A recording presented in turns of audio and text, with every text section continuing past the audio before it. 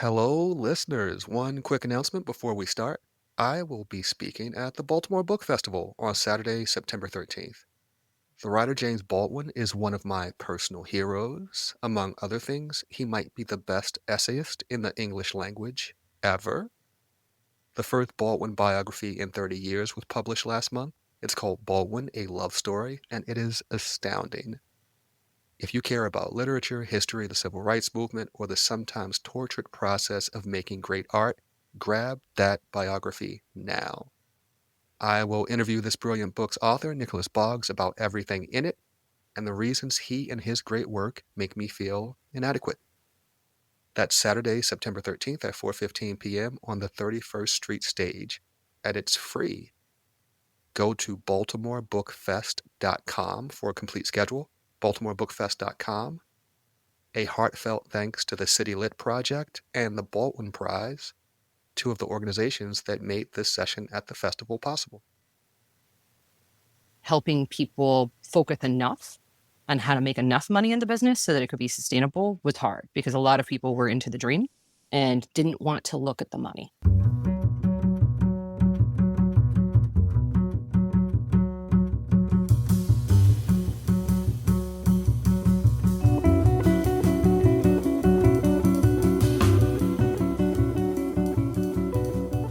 Welcome to Money Honestly. I'm Lionel Foster. Why do people start businesses?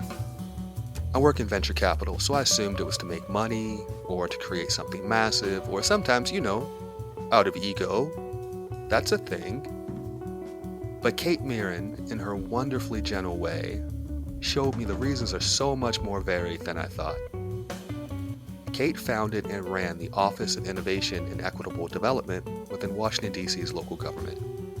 During her tenure, she estimates her team worked with 20,000 current and would-be entrepreneurs, people who pursued business ownership to provide a service for their community because they faced limited employment opportunities, and also because they had an idea they just had to see all the way through. But many of these brave, determined people, even when they grew sizable enterprises, kept hitting emotional and psychological walls that Kate came to realize had to do with trauma. Trauma around money. And that is the thing I heard that made it clear Kate had to be on this podcast. Money plus deep, unprocessed feelings? Yes, please. It's why you subscribed, right? Let's go. All right, Kate, welcome to Money Honestly. Thanks for joining. Lionel, it's fantastic to be here, and thank you for having me today. All right. So what's your money origin story? My money origin story. I'm probably going to start it a little bit in media res, sort of in the middle of the story, because I hadn't really thought about it before you asked me. And we had been talking a little bit about a training I'd been giving about money and trauma. And in that training, I've been thinking a lot about other people's trauma and not necessarily mine, but recognizing I think the reason I gave it probably was related to mine. And I want to start this also with a question that I always started that training with, which was to ask people to think of the word money and what was the first word that came to mind. And it was always interesting to hear other folks to say things that were either negative or positive. Some people would say opportunity. Some people would say difficulty, not enough. Sounds like it was negative or positive, but never neutral. Well, and that's where mine, I think, is interesting because mine is always tool. That money is a tool in order to do things. And you can do, just like with many other tools, you could do good or bad things with a tool. But kind of digging back into that, I grew up on a farm. I grew up on a dairy farm in upstate New York with 5 older brothers. And it's interesting because if folks haven't lived on a farm, it's something you have a concept of, but not a real deep concept of often. But living on a farm in the U.S. in an industry that was waning. So let's recognize that dairy farming is a difficult set of farming. Small farms are going away, consolidating. But my parents kept that farm going throughout the entire time that all of their kids were growing up. And that was hard. I would say I was not a kid who got an allowance, did have to work. Everyone had to work on the farm. That was part of what was necessary for things to happen. My parents weren't able to take vacations. You worked when you were sick because cows have to be fed and they have to be milked. And there's just no other option. And so growing up and thinking about money, I didn't think about it very often because I didn't have any. And then there was a lot of difficulty that my parents often didn't have a lot. And so money was just the tool that we needed to get things when we needed them. But we also tried very hard to make sure that, if money was going to be tight and it would happen, that we had other means to get the things that we needed. So my parents did have land, which is Well, something that is I of I value. am curious. You But said you didn't think a lot about money because you didn't have much, hmm but I didn't grow up with loads of money either. But hmm I did live within close proximity to people and institutions that appeared to have yeah. much greater access to money. And I fell into that trap of comparison at a very hmm early age. Did that not happen to you? I think I had a lot less access to seeing and knowing. Like I would have seen things through television, but we didn't have cable. So I only would have seen things through three channels. We didn't even have NBC. The area in which I lived, which was rural, we didn't necessarily have a lot of people with a lot of wealth. There were some people who had a little bit more. I would say they were probably middle class, maybe upper middle class. We often thought of them as a little bit snobby. That was there. But, even access to stores was less. And so I would go to the grocery store. We did have a mall, but the ability to go shopping, to see wealth, and to really see it directly, I was a lot farther away from that. Definitely in the space where other kids in school knew I was on a farm. Um, and they might have attributed certain things to wealth, but also there was just sort of a feeling about farm kids and a feeling that farm kids were less or different or bad. Often, they would bring up, farm smell. So those were all of the different layers and things. But also most of the people in the area, if they didn't live on a farm, they had family history on it as well. And so definitely as a small child, we would garden so we'd have enough food. We had the farm, so we would always have beef and other things. And so for me, money was a tool in order to do additional things. And some of that I think is also because some of the struggles that my parents went through up until I went to college, they would have kept from us a little bit more. They'd often say we can't do certain things, but they would also, a lot of things that maybe we might want to do if we had more money, they maybe saw as against some of their values as well. Yeah. So it's sort of a different type of choice. So when did you reach a point when you had maybe a more acute, if it ever happened, a more acute awareness of where your family stood financially versus many others? When I was going to college. Okay. So I went to college. I decided that I wanted to leave rural America. I wanted to live in a city. I wanted to experience the city. I wanted to know a city. And so I chose to go to George Washington University in Washington, D.C.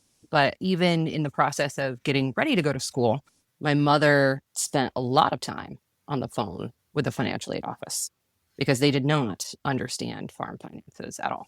So I did understand certain things about the finances through that. And I think where the major disconnect is that farms have a lot of gross income, but then they also have a lot of expenses. And so then net, there's very little left. And that was something she would have to explain to the financial aid officers a lot. And then when I did get to school, there was just a lot of things I couldn't do, even just like going out to a basic dinner. I worked my first year, it was about 10 hours a week, but then the rest of the years that I was in school, I worked 35 hours a week in addition to doing a full-time load at a four-year university. And I think it was at that period of time of seeing, there were just simple things I couldn't do. And towards the end of it, there were even spaces, and I think this was the space where I think money as a tool comes even stronger to me. I think there was a period in time in which I couldn't afford enough food, right? So, what does the space of hunger start to mean, and what do you start to think about things related to that? And so I started, one of the things that kind of came through strongly in college was the space of people who have money thinking they're better than people who do not. Hmm. And whether I believed that directly or believed that in the background, I think left me vulnerable in my 20s.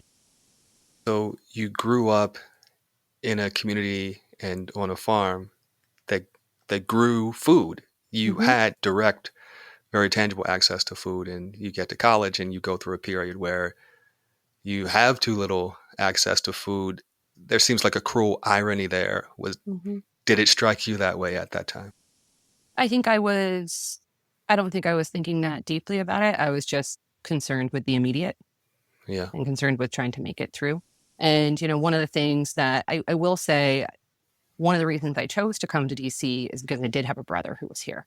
And, I was choosing between New York City and Washington, DC. And I chose DC because I didn't want to be so far away from family and safety net. And eventually I did reach out to my brother for help. And it took me a little bit before I did that. But I think Why did you real hesitate?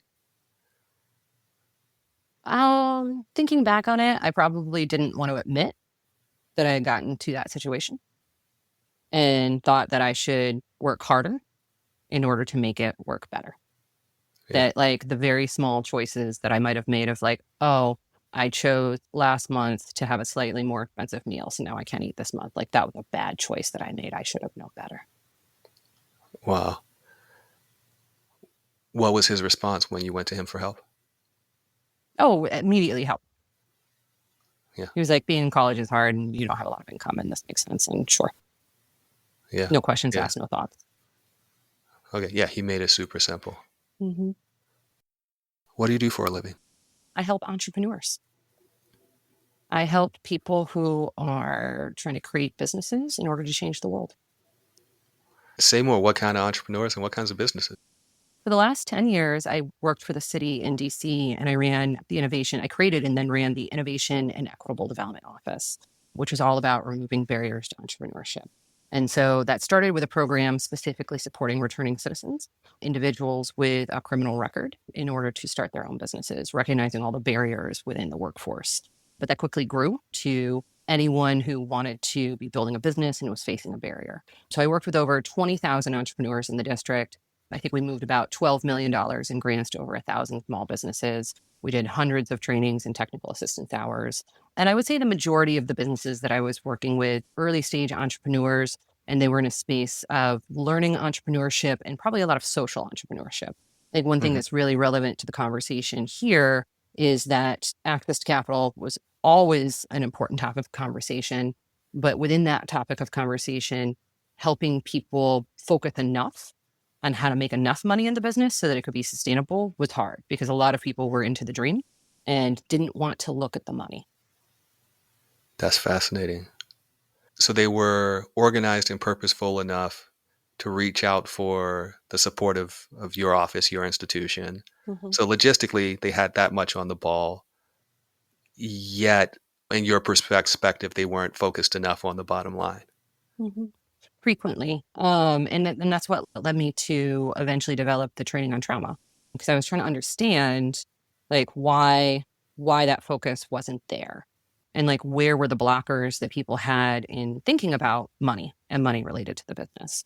An awful lot of businesses and entrepreneurs that I met, that one of the things that they wanted to do was to provide an affordable service or product to their community. And in order to do that would take losses and Hmm. maybe losses that were unsustainable. But they saw the value of something being available in their community. I was just about to ask, you mentioned these entrepreneurs were focused on the dream. It Mm-hmm. sounds like the dream for some of them was providing a service for their community. What were some of the other dreams you heard about? I would say the most consistent dreams were to provide a space for youth. So I did a lot of work in Washington, D.C., and it was over the entire city, but also a lot of focused work on areas of the city with less economic development. For many people, they recognized a deep need to support youth within the community. And so they wanted to offer jobs. They wanted to offer a space to gather where there was safety. Another very consistent idea was that people wanted to build laundromats because there are laundromat deserts and there are just spaces where there's not enough access to be able to wash clothes. A huge number of people who wanted to close the gap on access to affordable food, affordable Hmm. childcare. It's funny. I did not expect to hear this. So many of the motivations of the entrepreneurs you encountered, they were forward leaning with a social, with a public Mm-hmm. purpose. Why the for profit entrepreneurial route for them instead of Yeah. maybe the nonprofit route? Well, I would say that, and I asked this question to thousands of people, and I used to ask people to raise their hand during group trainings, whether people saw a nonprofit as a business. IRS tax code clearly does not. Almost to a person, people saw nonprofits as businesses. And Okay. so it was sort of an interesting space. They're just like, it is an organization, it gets money, it does things. And for many people, they hadn't heard of the concept of social entrepreneurship. They, simply knew that there were organizations that came together and then created things. And a lot of people did want to start nonprofits. And one of the things that we trained people with on social entrepreneurship was that the for-profit structure can be faster and easier to set up. So if you get a business model and it does good, it has a triple bottom line, you don't have to have the governing board. Fundraising for nonprofits can be difficult in different ways. And so a nonprofit can be a much harder lift to get started at the beginning. So you end up in a situation where you decide your team needs to offer some training, a space to talk around money and trauma. I want to take this in stages. First, what led you all to that point? How did you get there? Yeah. My team had always had an access to capital portfolio. And so a lot of that was for supporting small businesses, how to help people get loan ready and think about loans, very traditional debt. That's very common in small business development. But, we would often give trainings and sort of be in a space where I felt people needed to take 2 or 3 steps back. And this started actually at the very beginning of my coming in to do entrepreneurship work. I went to other trainings, sitting there with my law degree, and I would be like, I don't know what you just said to me. Like, people would talk about small business access to capital and they would use jargon and they would talk about specific loan products. And it was just, and so I had actually had an earlier set of trainings that I When you developed said it was just shoop, you over my waved head. your hand Yeah. over your head. It went right over your head. Yeah, keep going. Yeah. And I think within that, I set a set of trainings called Landscape on Access to Capital, which is just helping people think about what are all the ways that you get capital into a business. And then, but we started realizing that beyond that, another challenge, because we were issuing grants, is what is money management in a business? How do you actually refine a business model so that it makes money, and how do you understand those pieces? And I would not only give my own trainings, but I would go and lead panels for other discussions. And I would find that, I would meet businesses that were making several $100,000 a year, and we would do a very basic discussion about loans and money management. And they would be like, thank you. No one has ever broken it down this way before, just into simple terms. And so, we first started on just sort of confidence building of what does it mean to approach money in your business. And then as we just heard people hit barrier after barrier, it seemed that people were just hitting blockers. And I did find there was Experian did a study in 2023, just looking at the number of people who reported having sort of financial trauma. That was 68% of Americans said that they had, sort of financial trauma, and it's much higher amongst Gen Z and millennials. So Gen Z is 73% and millennials is 77%. And it's just sort of recognizing that trauma comes in a lot of different ways and then sticks with people a lot of different ways.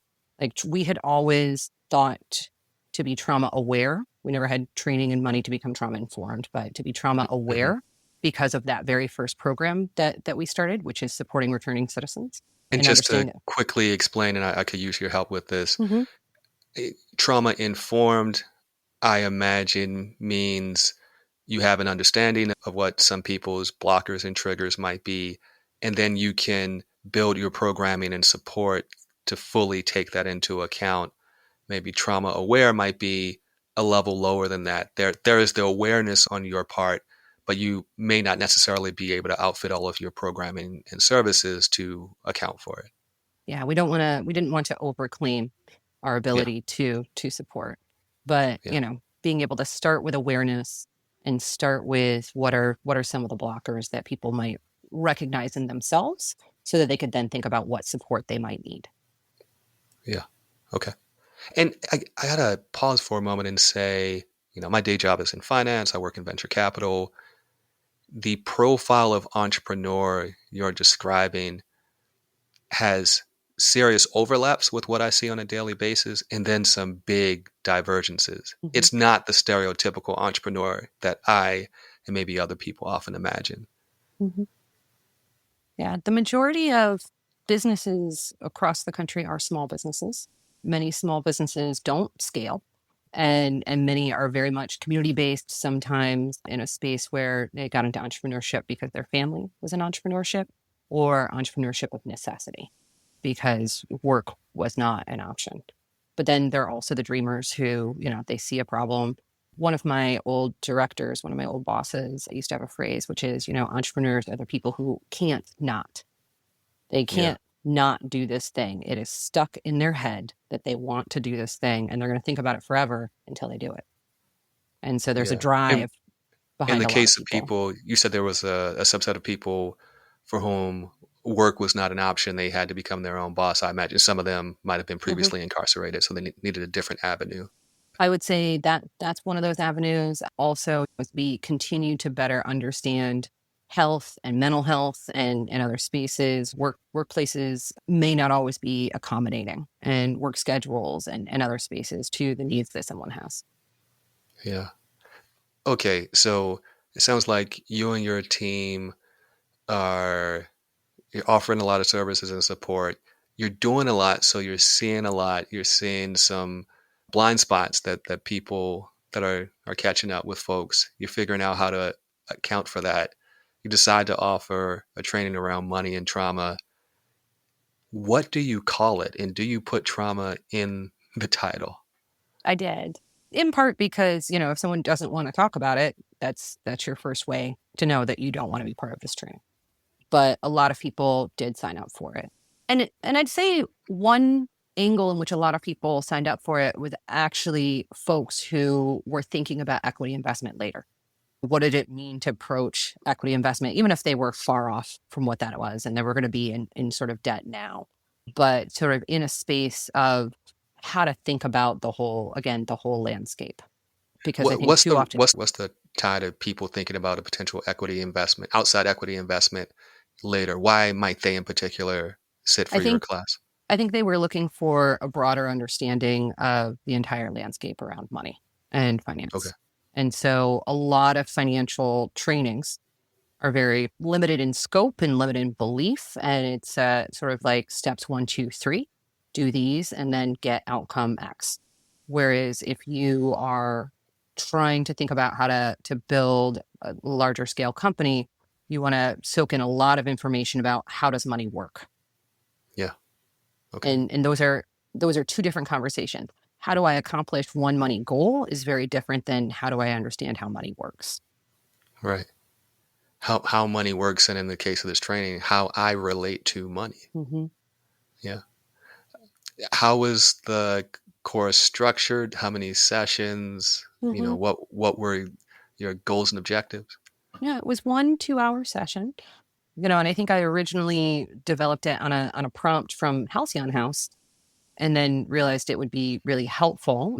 It was 1 2 hour session, somewhat discussion based because most of my trainings were discussion based, but also a little bit more information since it was in a deck and not everyone wanted to respond. But I think one of the things that we always tried to instill for any entrepreneur is that whenever you are having a discussion with someone else about money, it's your money.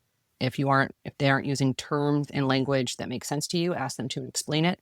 And if they're not going to, it's not a good deal. And so always trying to reposition to the footing of equal footing in a position in a discussion about money, Mm. whether it's a loan, whether it's a contract, whatever that is. And when those terms aren't good for you, walk away. And so one of the things that's hard for a lot of entrepreneurs is that sometimes the first money that's offered them somewhere is not good money. It could Hmm. be a scam. It can come at high rate. It could be an inappropriate equity deal. And walking away from money when it's offered is hard. And so how do Yeah. you prepare yourself for that? That's very practical, and Hmm. I imagine hugely useful. I'm imagining people confronting some stuff they might not have known was there. Hmm. One, is that right? And if two, if so, how did that show up? After we did the piece, just asking people to have the first word reaction. Like, what is that first word that you think of with money? We then had a screen. It wasn't all inclusive, but I would say it was about 8 or 10 things which could show up for you if you are facing financial trauma. It could be avoidance behaviors, or it could be shutting down, or could be hypervigilance.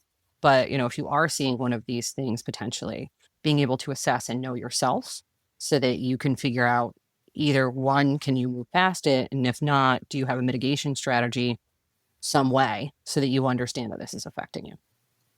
And so I Yeah. think within all of that, we didn't necessarily get into people's individual personal stories of trauma.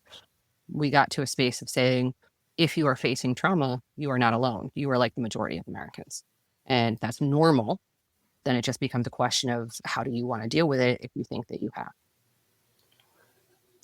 How long were you part of delivering these trainings? That was about a year. I did leave district government after about 10 years. It was time for someone else to run the innovation office and to continue building that and taking it forward. But I would say probably provided the training 6 to 8 times in different settings. And it built on a lot of individual conversations, because the other thing that I used to do was just on Wednesdays sit at our central library and anyone could come talk to me about entrepreneurship, which is why I met so many entrepreneurs. And there was always different threads about money, confidence, access to capital that would come into every one of those conversations.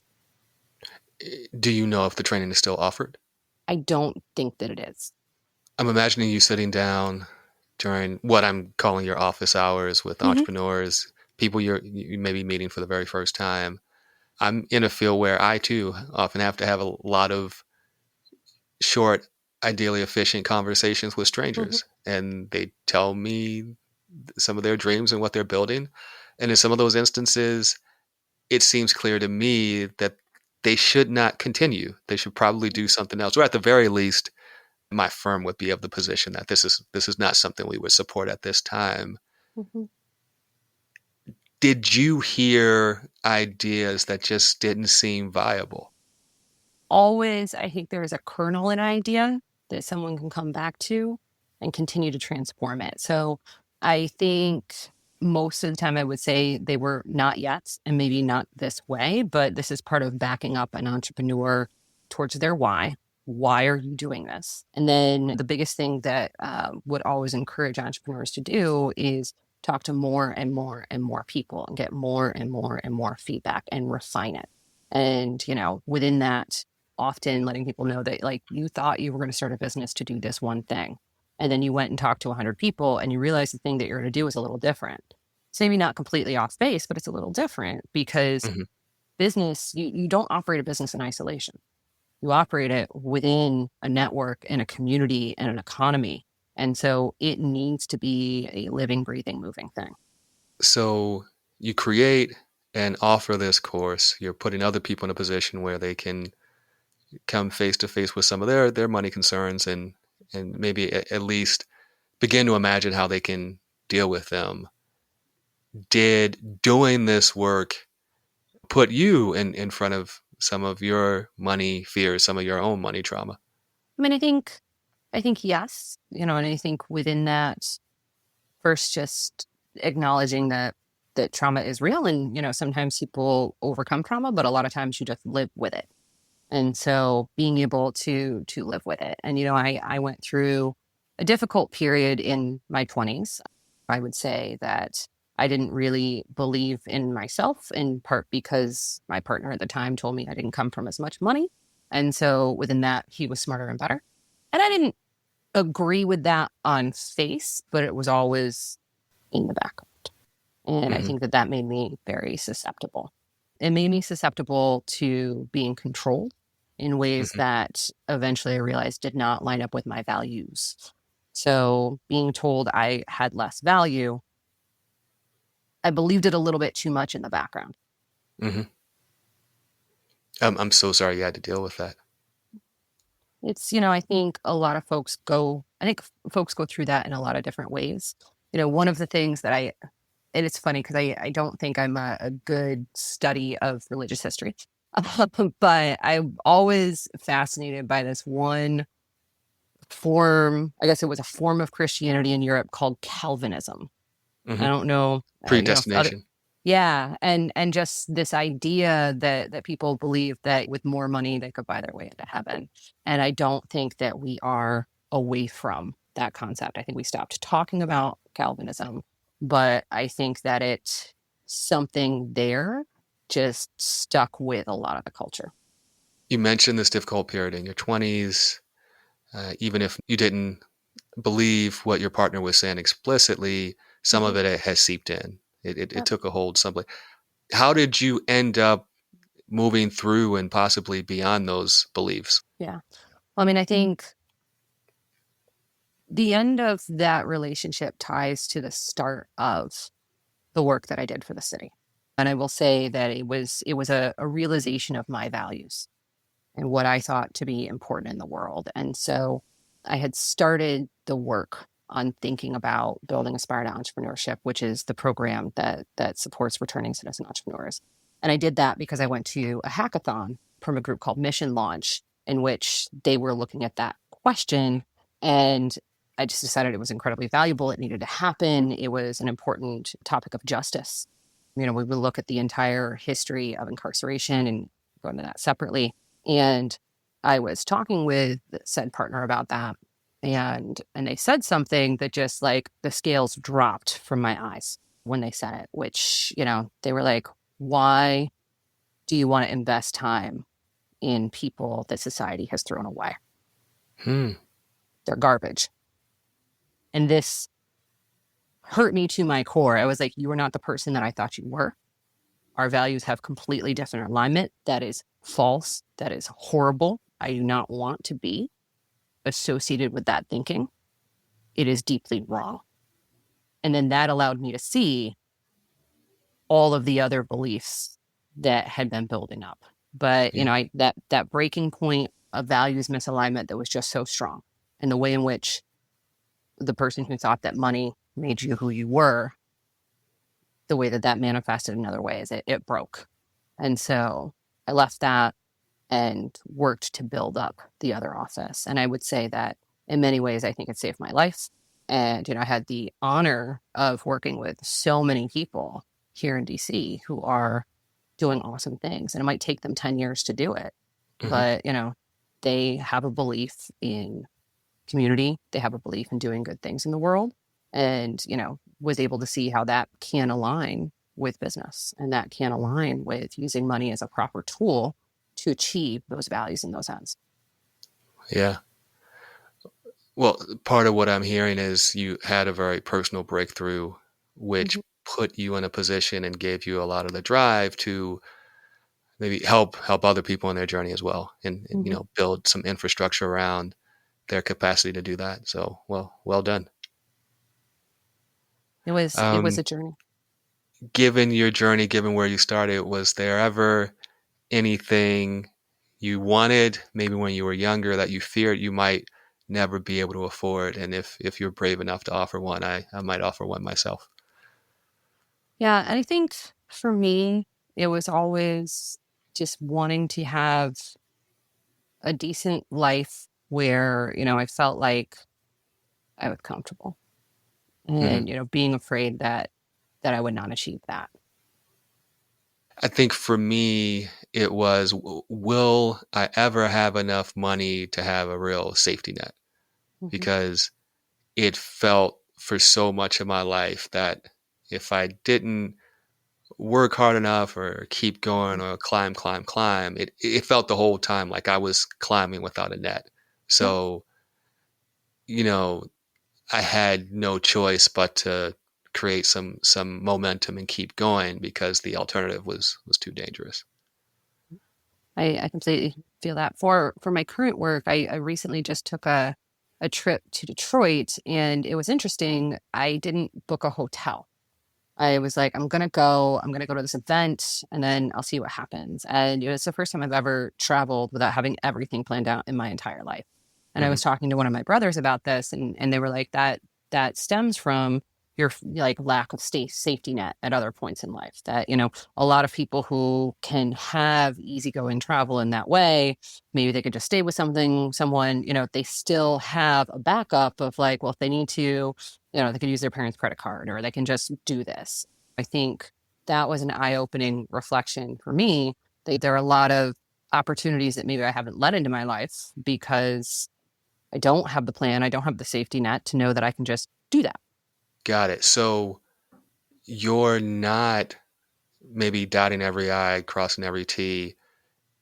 That sounds like progress to me. Is that what it felt like when you spoke to your brother? Maybe a bit of liberation. Okay, got it.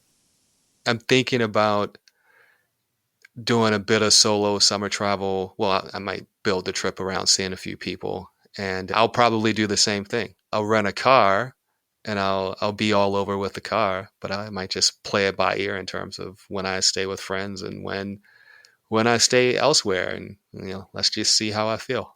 Mm-hmm. That Yeah, I find that very liberating. it's the kind of thing where, previously if I had to count every penny, I was like, well, maybe the hotel will be too expensive, and so I won't be able to do that. Right. Right. If money were no object, if you magically lived in a situation where you just didn't need to make any, would you be doing anything different with your career? I don't think in terms of the big ideas, maybe in the details of, exactly where I work and exactly, what the format of that is. I think I would have more diversified projects, but I think I would still be working to support people who are creating solutions. And another portion of my life that, only opened up recently, exploring being an artist, I would probably lean into that a little bit more as well.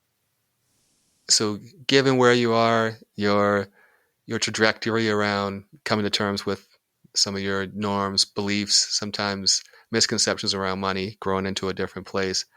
I'm curious if you allow yourself to splurge nowadays, to be Mm-hmm. even a little bit irresponsible with a few dollars or a lot of Sure. dollars. What does Yep. that look like? That mostly looks like trips, Yeah. traveling and seeing new places. Sometimes it means art, and art can have a lot of different costs. So, so it might be a really neat art piece, or it'll probably be a trip to a new place and to see Yeah. more of the world and meet more people.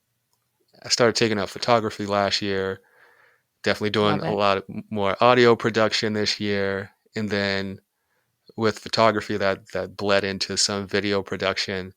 And who knows, my wife may or may not listen to this episode whenever it comes out. But, just there's a lot of gear, Mm-hmm.